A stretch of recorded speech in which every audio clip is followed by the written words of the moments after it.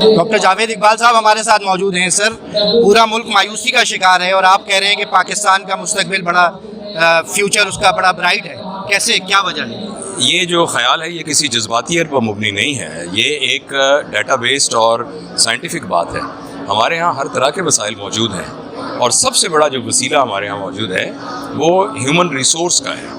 असल मसला सिर्फ इसको चैनलाइज करने का है, और जब ये रिसोर्सेज सारे चैनलाइज हो जाएं, और ख़ास तौर पर 60% हमारे मुल्क में ऐसे लोग हैं कि जिनकी उम्रें 30-32 साल से कम हैं, इन तमाम लोगों में बेपनाह सलाहियतें हैं। इंशाअल्लाह अज़ीज़ जब ये ऑर्गेनाइज हो जाएंगे तो पाकिस्तान का मुस्तकबिल बिल्कुल बेफिक्र रहिए। मैं आपको पूरी यकीन के साथ ये कहता हूँ कि जिस तरह से पाकिस्तान की कौम का हाल है, इससे बहुत बुरे हालात में कौमें थीं जो दोबारा उभर के सामने आई हैं। पाकिस्तान के अंदर सिर्फ डॉट्स को मिलाने की कमी है, डॉट्स सारे मौजूद हैं अल्हम्दुलिल्लाह। प्रैक्टिकली करने की क्या ज़रूरत है? ये एक थ्योरेटिकली तो बहुत अच्छी बात है, प्रैक्टिकली इस वक्त करने की क्या ज़रूरत है? आगे इलेक्शन भी आ रहे हैं। और देखिए, प्रैक्टिकली करने की बात यह है कि मैं एक डॉक्टर हूँ और मुझे मालूम है कि एक जिस्म का जो बुनियादी सबसे छोटा हिस्सा है वो सेल होता है, और अगर सेल बीमार हो जाए तो जिस्म पूरा बीमार हो जाता है। एक मुआशरे का जो सबसे छोटा यूनिट है वो ख़ानदान है। हम ये कह रहे हैं कि हम ख़ानदान पर मेहनत करें। ख़ानदान से मुराद आप, आपकी अहलिया और आपके बच्चे। अगर हम इन पर मेहनत करें और इनके अंदर वो सिफ़ात पैदा कर दें जो कि एक कामयाब कौम की सिफ़ात हों, जो कि बहुत मुमकिन है। अगर मैं आपको 4 लोग दूँ और मैं कहूँ कि इन 4 लोगों को ठीक करना है और अपनी सारी सलाहियतें लगानी है, आप कहेंगे हाँ ये मुमकिन है। तो इसी तरह के 4-4 के यूनिट हैं जो कि पूरा का पूरा ख़ानदान है। तो उन ख़ानदानों पर मेहनत करेंगे। अलबत्ता आम ज़िंदगी में हम नतीजा अभी चाहते हैं, अभी पुड़िया खाई तो रात को बुखार उतरना चाहिए। कौमों की ज़िंदगी में 10, 15, 20 साल जो हैं वो लम्हे के बराबर होते हैं।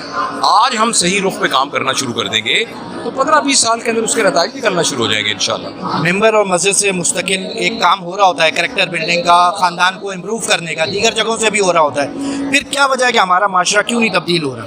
हमें ऐसे लग रहा है कि काम हो रहा है। आप ईमानदारी से बताइए कि जितने लोग ईद की नमाज में मस्जिद में होते हैं, ये सारे वो लोग हैं जिन पर फजर की नमाज भी फ़र्ज थी। तो जो मैं होता हुआ नज़र आ रहा है वो 23 करोड़ की आबादी के अंदर बहुत थोड़ा है। आप एक शख्स जो है वो नीला रंग जो है, सुर्ख रंग जो है वो एक समंदर में डाल तो रहा है, मगर वो जाते ही वो गुम हो जाता है, कोई समंदर बहुत बड़ा है। तो इसलिए काम बड़ा है, इसलिए हमें छोटे छोटे स्पोरेडिक काम करते हुए नताइज निकलते हुए नज़र नहीं आते।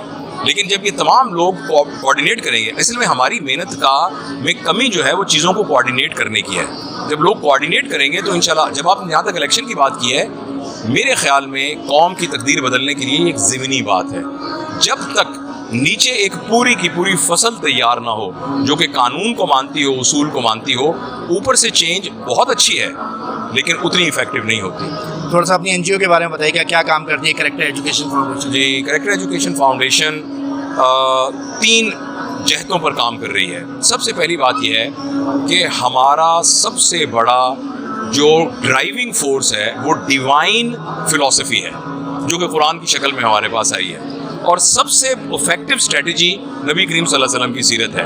तो लोगों को सही, जब हम इस तरह की बात करते हैं ना, अभी जो लोग सुन रहे होंगे ना, वो कहेंगे अरे ये तो मौलवियों वाली बात की, ये तो वो कट्टर वाली बात की।